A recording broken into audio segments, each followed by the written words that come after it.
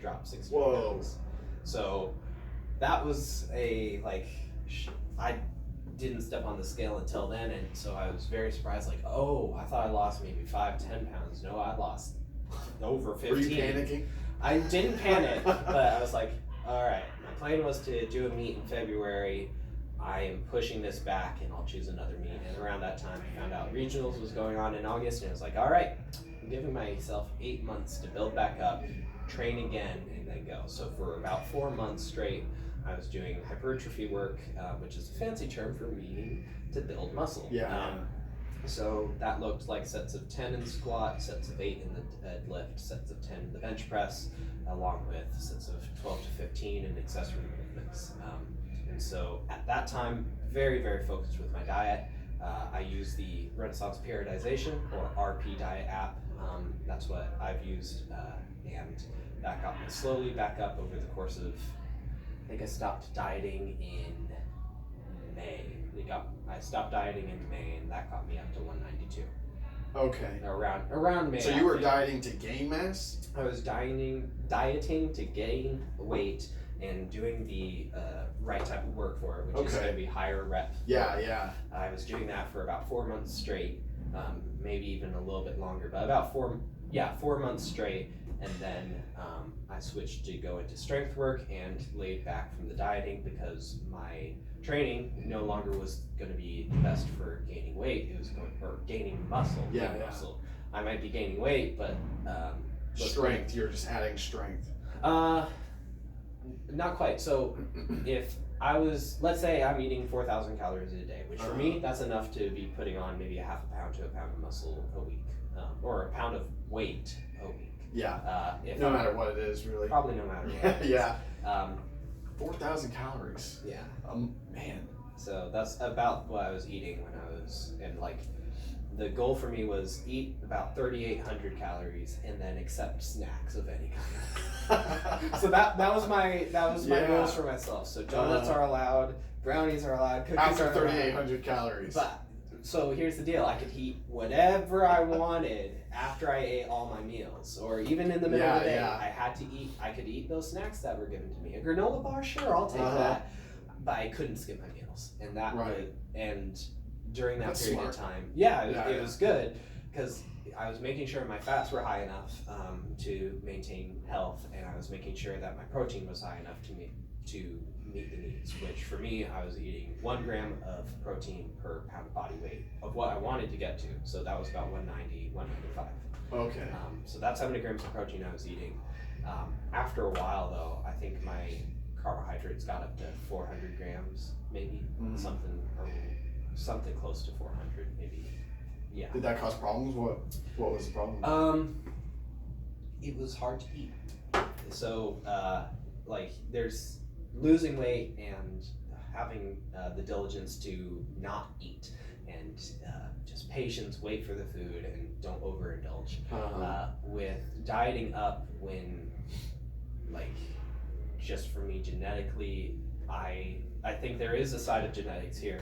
Like, I've always been a very skinny kid, and if we wanted to pull up Facebook photos, you'd see this teeny 80-pound kid who, I'm small, and so if you pull me up on Facebook, you should be able to find this stuff. But probably my sister's Facebook, not even my own, because I don't. She's the archival person. So look up LIND. Okay. First. SEY. It's gotta take a minute. You're fine. This Wi-Fi has been something else this week. Might be the electrical storms they had last night. Yeah, I don't know what it is. Oh, well, we'll wait for it to load, but sure. Yeah. It's fine. I might be able to find it quicker maybe on Instagram. That might work for me. So let me pull something up here.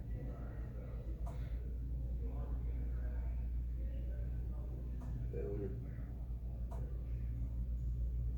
Find your Throwback Friday posts.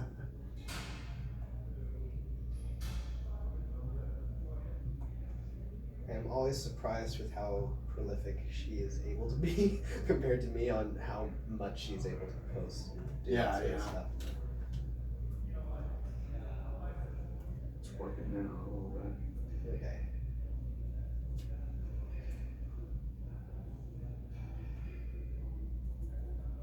there's me with a beard. Yeah, you're saying you were skinny. Yeah, I was always a skinny kid. So I think there is a side of genetics which you can be skinny and not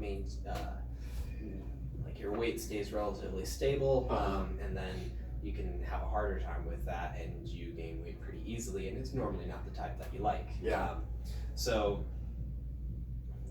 For me, it was getting to the point where each meal, there'd be probably, when I was consistent with it, and sometimes I'd give myself a Saturday where I would back off and not eat enough to hit that 4,000 calorie mark. But there'd be weeks where I might not be hungry for the entire week because I was forced eating in order to keep on fueling myself. And so, I mean, breakfast I might be hungry for, but I was eating 6 times a day. I switched to, because it's leaner than eggs, I switched to a tuna fish sandwich in the morning and what did I eat along with that? I think a banana, something like that. I think that was my morning, and maybe milk, something like that. Then it was 4 meals, and I'd cook this all at once, which and that helped keep the taste. Set a rice cooker going, throw in a vegetable on top to steam it. Yeah. And while that's going, I put in like half a cup of olive oil into a big saucepan, throw in like, I think it's 18 and a half ounces of chicken, and cook all that up, season it heavily, because if I'm gonna eat it, I want to make it taste good. Yeah, especially I make it taste good, especially if I'm not hungry. Yeah. And so I would do that, and then I'd split what I cooked, which at that time that was about 2 cups raw of rice, and so I'd be eating. That's usually it grows to like 4 times the size. Yeah, so usually that's it's about double, 2 cups of something rice like in a meal, plus the chicken and olive oil. Yeah. Which that's 1/8 of a cup there. And then any vegetables, which could be carrots, spinach, mushrooms, sweet potatoes. I basically swap those out based off of which ones I'm craving. Preference that day. That day, that sort of stuff. Did you cook for the whole week, or that's just one that day? day? Holy I do crap. that every single day. It's like a full-time job. That's insane.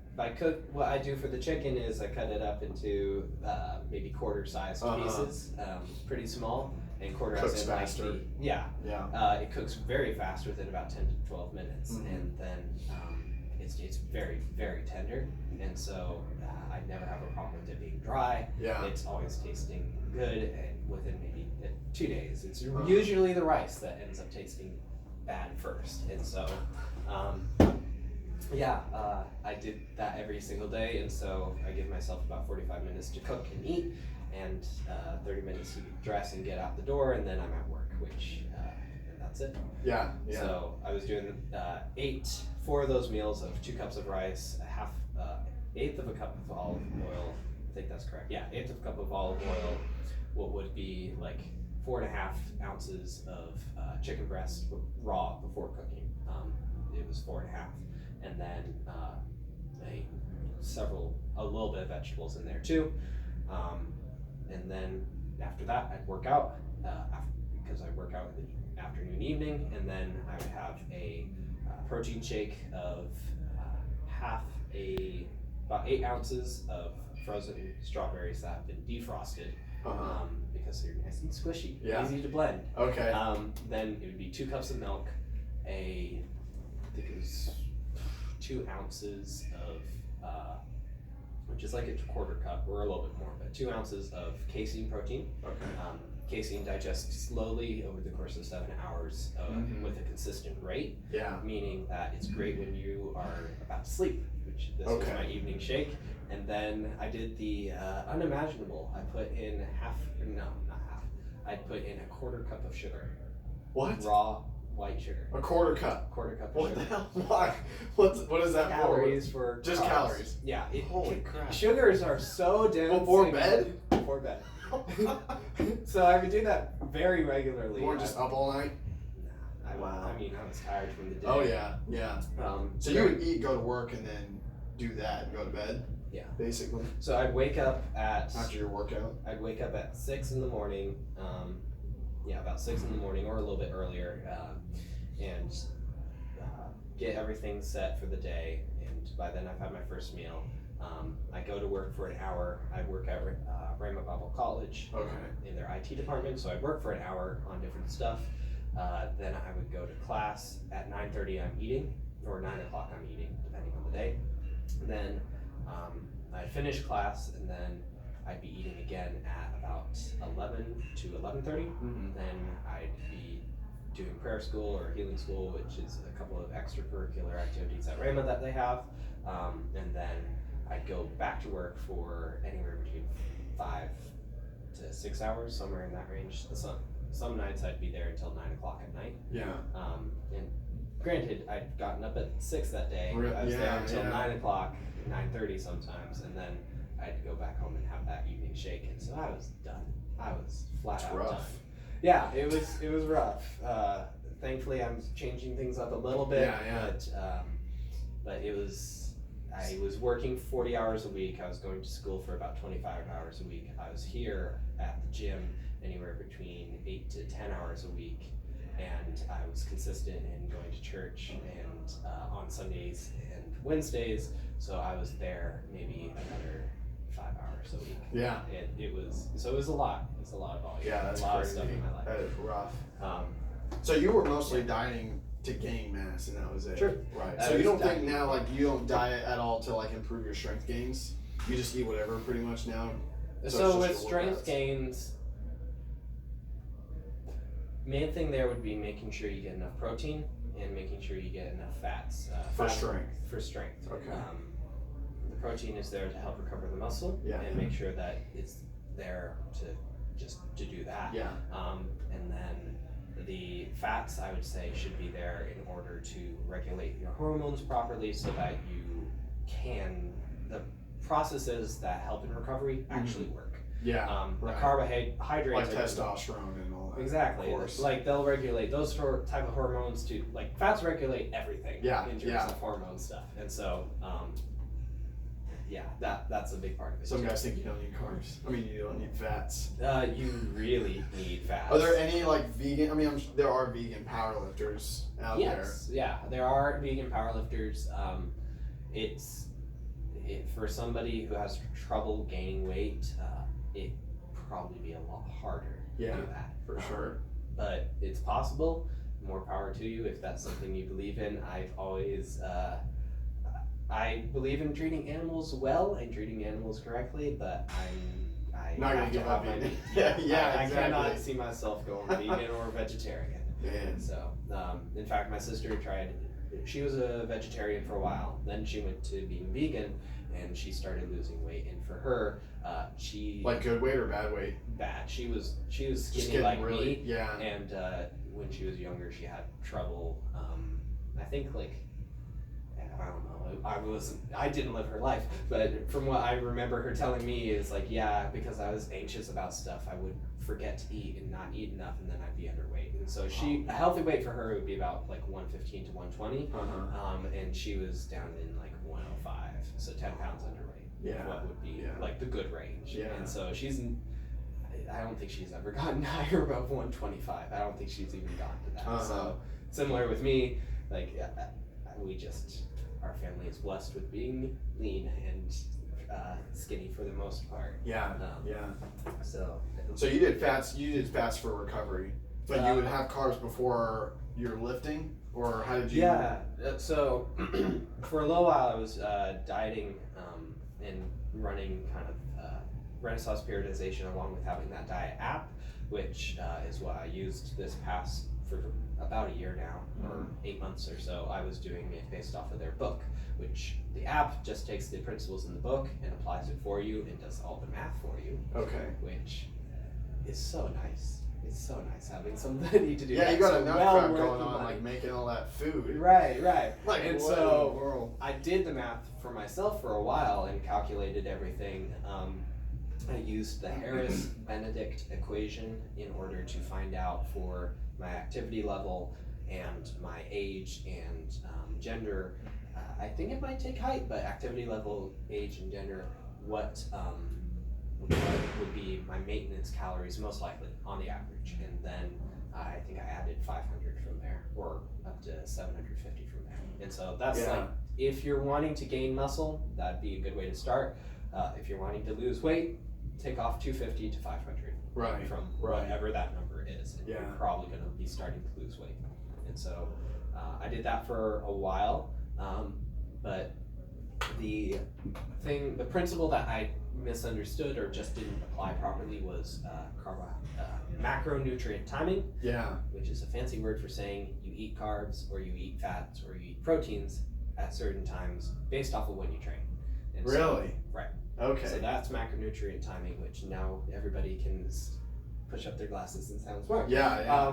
And so I kind of do that though. Yes. And I didn't know that was a thing. that's very much. I just listen to my body, and so like I notice in certain exercises, especially like HIIT cardio, I'm all carbs before. Very much. Like if I had like a heavy meal, like fats and like too much protein, I'm like the whole time.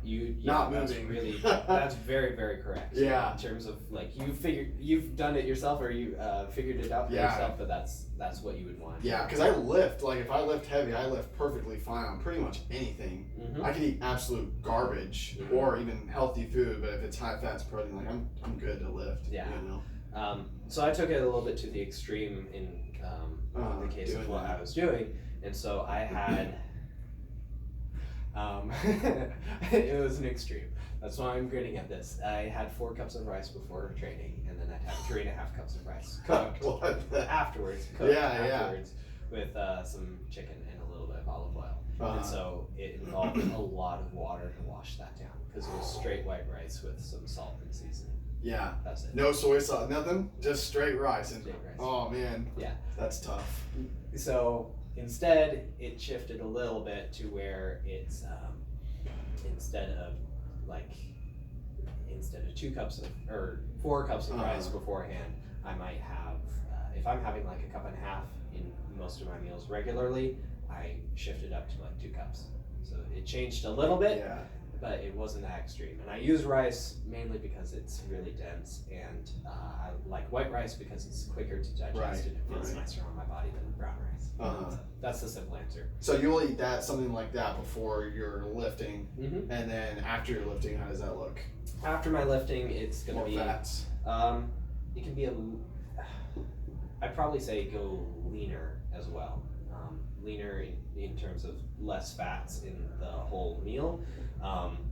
I'd probably say you could probably be okay with having a little bit more fats before the meal, if I remember correctly. This is all going off of memory. You can read the book. Okay, Right.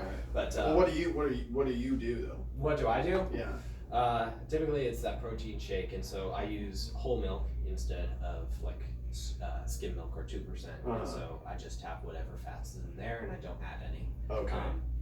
And so with 2 cups, it's usually, I think with fat it's like per cup there's 6 grams, so it's like 12 grams of fat or something like that, which is pretty good. Yeah. That's like a tablespoon. So you are mostly like high carb while you're training, even though you're still getting before your fats. training and after training or during training, you should be high carb. Like your general diet, you're basically more of a high carb. I'm a high carb diet person.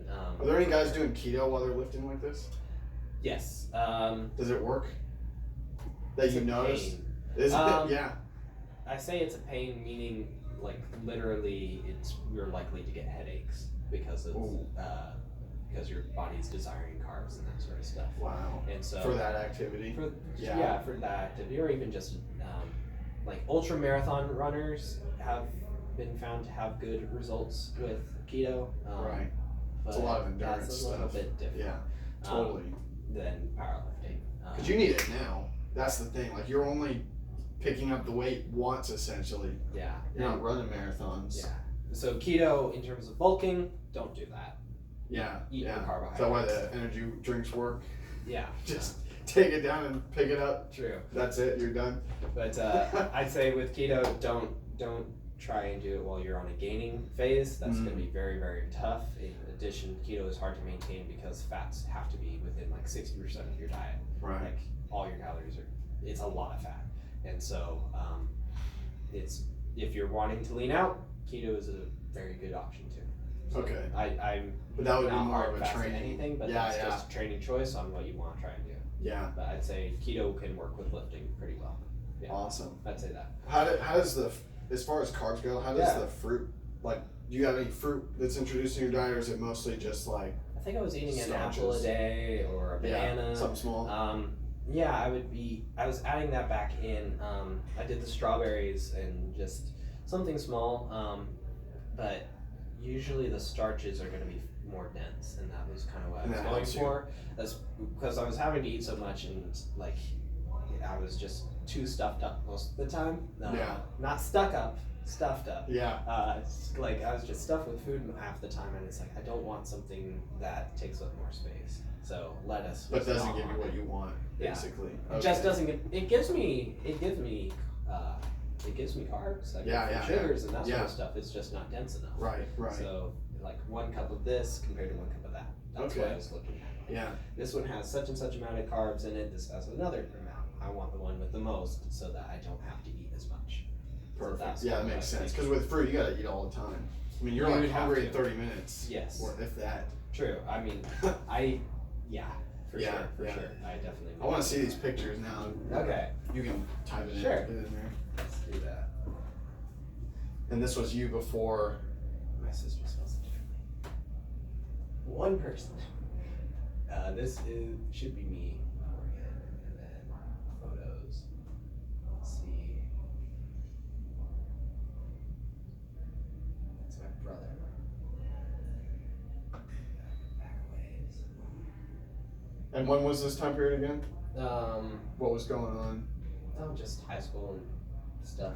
I started college when I was 17 though, so I was younger. Was this when you were sick?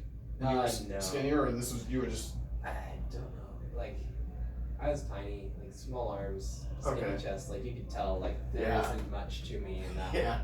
I'm trying to see if I have anything better, but I might have to be a Facebook friend for that. Do I have any photos from that time period? That's the question. Let me browse through Facebook because you can't see all the photos. Yeah, of course. I can find them too on my phone. Well, later once we go through, or are they only on the front page? I think it might not be public. Right. Sort of thing. Right. So let me check. Photos. Go to. I'm temporarily blocked. What? That's crazy.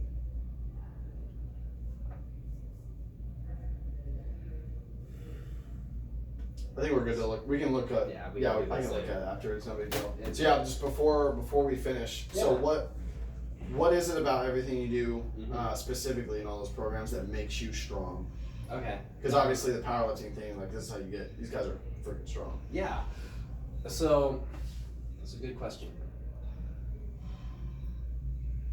So I'd say to like get what kind of work would I want to do basically? Right. If I was to do what you were doing. To do what I was doing, I'd say you'd need to make sure that you were doing stuff within probably I'd start you off with 5s. Start doing sets of 5, maybe 5 sets of 5. That's a really common one in a lot of programming. For me, like we're doing maybe 5 sets of 5 to 6 sets of 5 for squats on my squat day. I might have a second day where I'm doing like 3 or 4 sets of 5. My bench day I'm doing maybe 5 sets of 5 with 1 heavier set. Deadlifts I'm doing a little bit more because I'm doing some more back work, so it's 6 sets of 5 or 7 sets of 5, something like that. So we're doing a fair amount of 5s. In addition, I'm gonna have you do, let's say you can do 225, that's where your 5 rep is. I'm gonna have you do that for 1 set, and then I'm gonna have you do 4 more or 5 more at 205. Okay. So the weight is staying up there to something that you have to actually think about, actually work on. And so the general ranges are strength work is done best within reps of 3 to 6, and then in addition to that, it's going to be within 70% of your 1 rep max to about 85% of your 1 rep max. Okay. Peaking work, and so you got like strength. The next step to that would be trying to peak for something, and peaking is basically you are ramping up your intensity meaning like your percentage of your 1 rep max. So that when I say it was a very intense training session, it might mean not like we were blaring metal music the entire time and snorting a ton of pre-workout or something like that. Snorting, no, that's not it. Ammonious gas. Okay. Snorting those, it means I had a very high intensity workout. It's not going to be HIIT training either. It's going to be like I did my squat 90%, which for me would be like I did a 435 squat for 5 sets of 1 or something like that. Okay. To me, that would mean a high intensity workout. Because it's close to your 1 rep max. It's close to my 1 rep max. So we're going to talk about intensity. And so when you're peaking, you're building up that intensity higher and higher and higher. At the same time, your volume is going down. And so you can just picture it as like an X. As one thing goes up, the other necessarily, because you won't be able to do, I don't know anybody who would be able to do like 5 sets of 5 at 95% of anything that they lift. It's a lot of work. It's too hard on your body. It's too hard, and you just don't have the strength to do that sort of thing. And so when you start to peak, where you're thinking, okay, I'm about a month away from when I want to go for my 1 rep max at a competition, or maybe at the gym when you're just training by yourself, or just for the fun of things. Start to do, let's say you do 2 months of where you're working on your 5s, and you built up to one thing, then you rested, did a deload, then you started off a little bit heavier and did the same thing, had a deload, then you do a couple weeks of 3s, and then you go to 1s, and you take a few days off, and then you go for it. That would most likely be the best way to train for a competition. And that's a simplified version of something like that, but it starts off, do sets within 3 to 6, probably just do 5s, and then go to 3s for a couple of weeks, maybe a full month, and then go to where you're doing like 3s and 1s, and like 2 weeks beforehand, you're doing your 1s, you're doing your heaviest things, have a period of time where you've taken time off, and then go for your 1 rep max. Okay. So that's, in general, that's kind of the circuit that a powerlifter might go through. If they're not trying to gain weight, they're hypertrophy, or trying to lose weight, where you might be doing the same type of training as somebody who's trying to gain weight, but only changing the amount of calories you're eating. Like a loop might be, I do a strength block of 6s and 5s, and then I do another strength block of 5s and 4s, then I do a real heavy, kind of nearly peaking, but like I'm doing 3s for a month, and then I'm doing 3s and 1s for two weeks, have that week off, and then I go and do something, and that might be 4 months or 4-week cycles, and then we go again. So in for powerlifting, it's very uncommon to see somebody successful compete more than 4 or 5 times a year. Often, for people who are in USAPL, we have the circuit, which is you compete at the Arnold Classic, you compete at Nationals, and if you win Nationals, you compete at the IPFs. So basically everyone's following that same circuit because the best in the world are following that same circuit. Okay, can you find that circuit online? You just look up, what do you look up? Powerlifting circuit? Not really the powerlifting circuit. I call it the circuit because you do this every single year. But the biggest meet in like the spring to early part of the year is the Arnold Classic in Columbus, Ohio. And so you're gonna have top tier guys, and these are people who the strength cap for that was actually higher than Nationals for a while. Now Nationals has become like a higher strength cap than what you need to be in the Arnold, but it's something like that. And so, for instance, Ray Williams, who is the squat world record holder at like, I think 1,080 pounds, very, very strong guy. He competed and set that national record in Columbus. He then competed, I believe it was in June or July in, I forget the name of the country.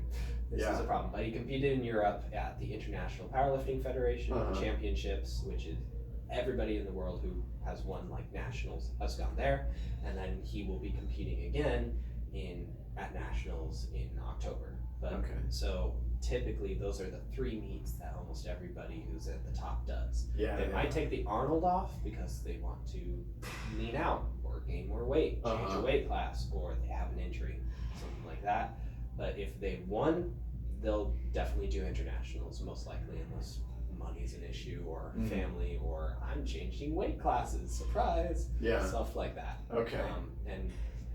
But as somebody who's just getting started, I would try and find something in the spring, something, let's say something in March, and then something in, probably something in midsummer, and then something in October, November. And kind of keep to a similar format, mainly just because if once you get good enough, then that would probably be the best type of format to follow. You compete at nationals because that's a really fun meet. It's gonna have the best people there. You're gonna make connections, meet people, take photos. It's an expo really.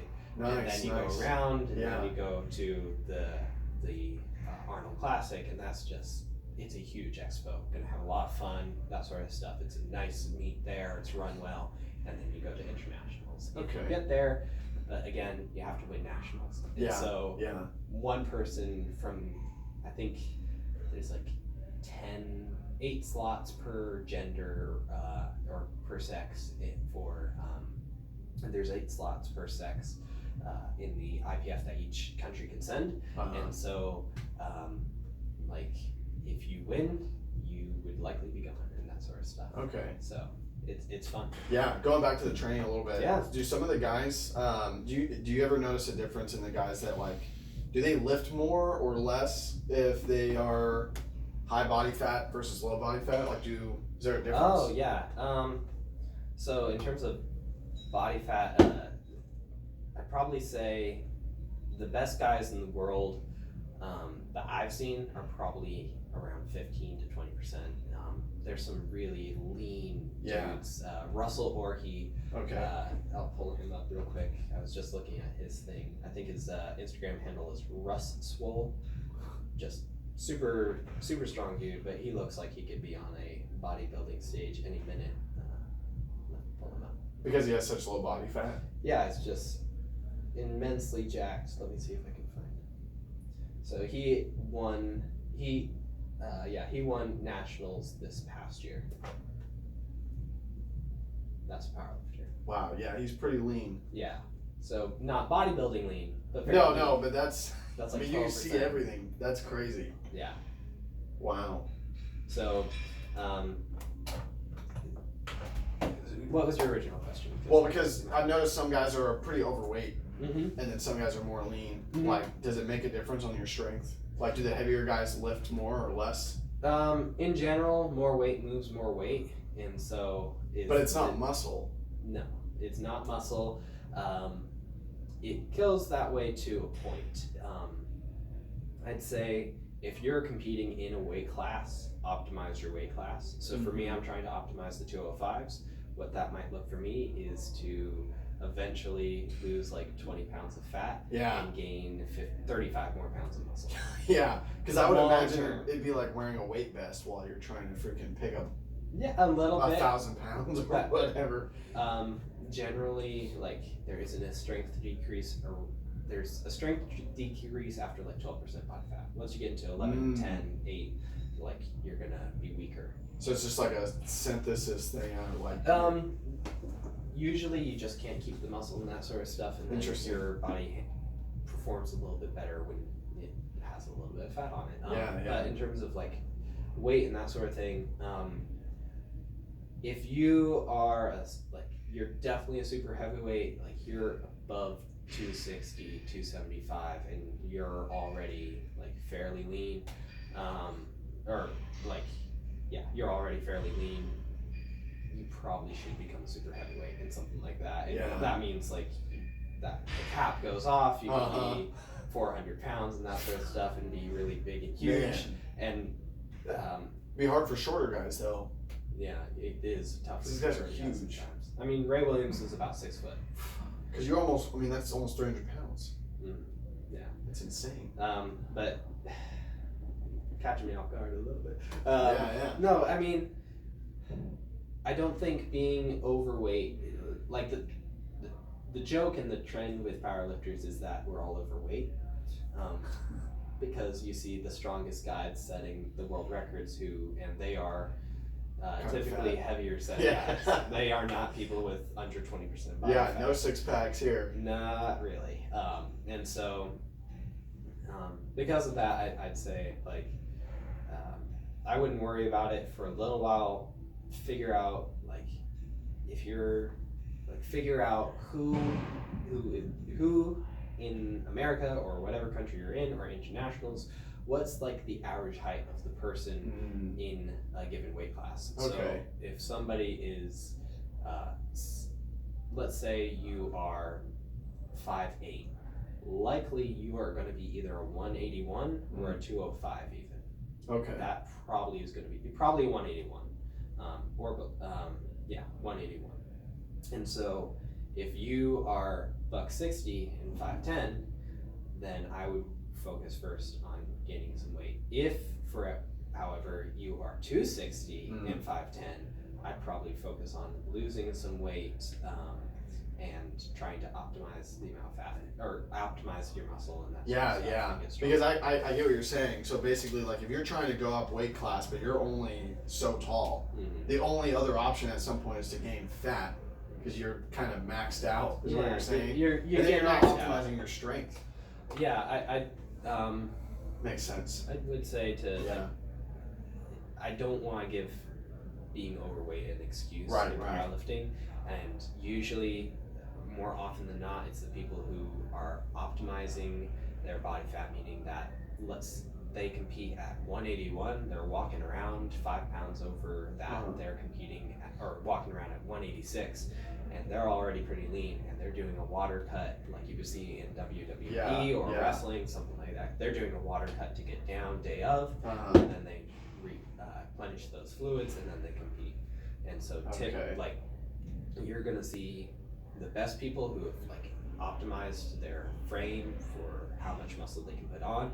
And so in a way, I definitely think like if you're young, get as much muscle as you can. That would probably be the main thing. If you're worried about being too fat, I'd say like talk to your doctor, make sure it's not a health concern type of thing. But if you're worried about not having a 6-pack or an 8-pack, understand that it's better to try and gain muscle first because it's going to be a whole lot easier to lose it most likely.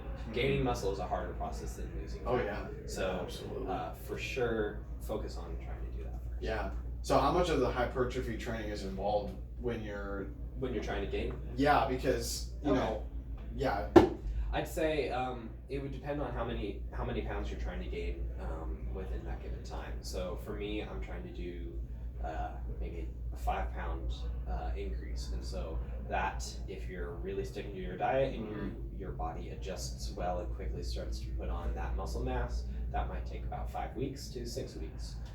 So your hypertrophy training for me will likely be 280. 6 weeks to gain 5 pounds of muscle? Right. Or just 5 pounds? 5 pounds straight up. Okay. So there's what we're trying to do when we're doing hypertrophy training is give a big stimulus to the body to build more muscle and to use the excess calories that we're taking in and turn it into muscle. Right. And so without that stimulus, it's just going to turn it into fat. So we're just trying to